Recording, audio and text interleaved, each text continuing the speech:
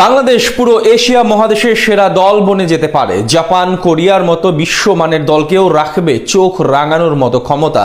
স্বপ্নের ফিফা বিশ্বকাপ খেলাও যেন খুব বেশি কঠিন নয় বাংলাদেশের জন্য। বিশ্বের বিভিন্ন দেশে যেসব বাংলাদেশি ফুটবলার রয়েছে তাদের সবাইকে যদি এক সুতোয় গাঁথা যায় তবে এশিয়া জয় কিংবা বিশ্বকাপ খেলা অসম্ভব কিছু নয়। কাভান সুলিভান এবং কুইন সুলিভান মেসির ইন্টার মায়ামির বিপক্ষে ম্যাচও খেলেছেন এই উইঙ্গার। সেই ম্যাচে দুর্দান্ত পারফর্ম করে নজরে এসেছিলেন সবার। এরপর তার আরেক ভাই কুইন সুলিভানও দুর্দান্ত ফুটবলার। তিনিও ফিলফোরিয়ার হয়ে MLS এ খেলছেন সেন্ট্রাল মিডফিল্ডার পজিশনে। এর আরেক ভাই রেনান সুলিভানও পেশাদার ফুটবলার। আর এই তিনজনের শরীরে রয়েছে বাংলাদেশের ডিএনএ। তারা মূলত বাংলাদেশি নাগরিক সুলতানা আহমেদের নাতি। তিনি যে কত বড় মাপের ফুটবলার সেটা বলার প্রয়োজন পড়ছে না আর নিশ্চয়ই। আর এই ফুটবলারের সঙ্গে বাংলাদেশের সম্পর্কটা সরাসরি শিকরের, কেননা হাসিমাতুর বাবা একজন বাংলাদেশি। সবচেয়ে বড় সুখবরটা হচ্ছে ইতিমধ্যে হামজার মতো বাংলাদেশি পাসপোর্ট পেয়ে গিয়েছেন তিনি। সব মিলিয়ে ভিনদেশি লিগ মাতানো ফুটবলারদের যদি হামজার মতো করে নিয়ে আসা যায় তবে নিঃসন্দেহে বলা যায় বাংলাদেশ হবে এশিয়ার ফুটবলের নতুন পরাশক্তি।